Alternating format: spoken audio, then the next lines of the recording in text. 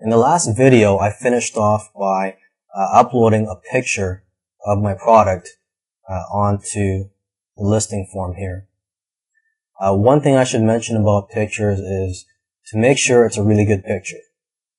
Because as they say, a picture speaks 1,000 words.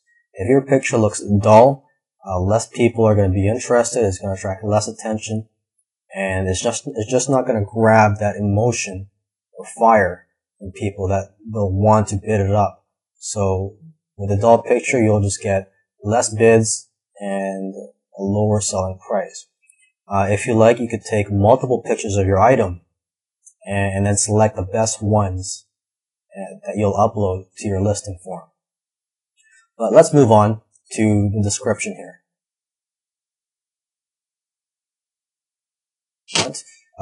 If you know HTML, you can use the form by clicking on the HTML tab. Let's just use standard. I already have a description typed up for this on my Word document. So I'm just going to copy and paste.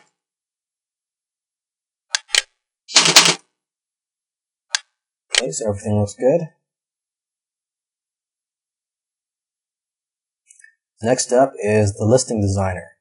Okay, if you want to add a certain design to your auction, you want to make it more attractive and have a layout for your pictures, this is what you would use.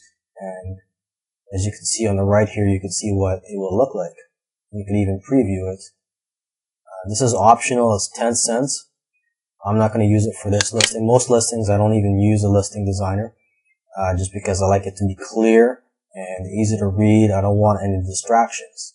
And you also have the risk, if you choose a listing designer, you also have the risk that you may turn off some people just because certain colors may not be attractive to some people, although you may think it's attractive.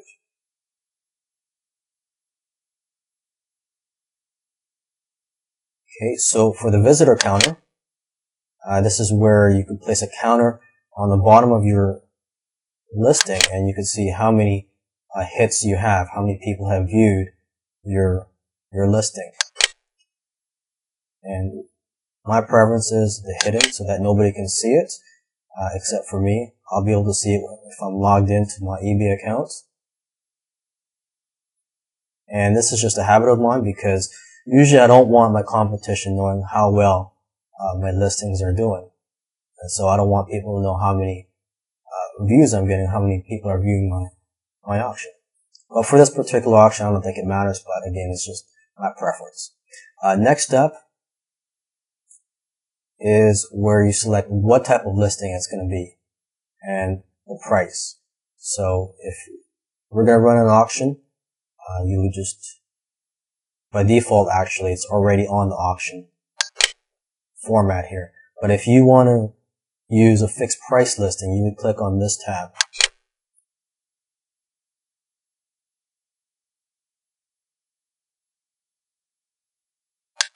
Okay, but I'm going to use an auction for this product.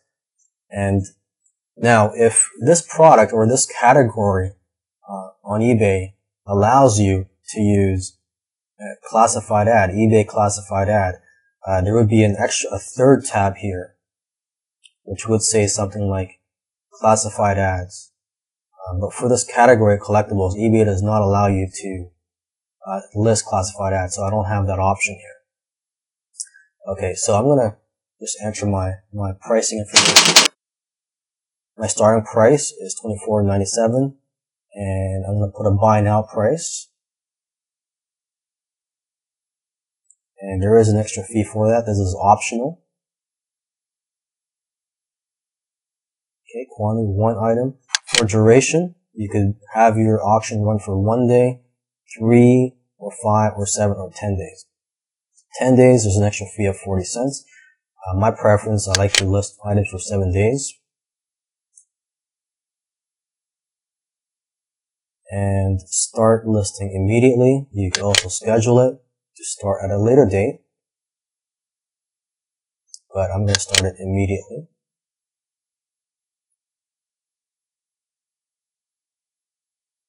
Okay, and eBay gives you more options. and which I don't really use.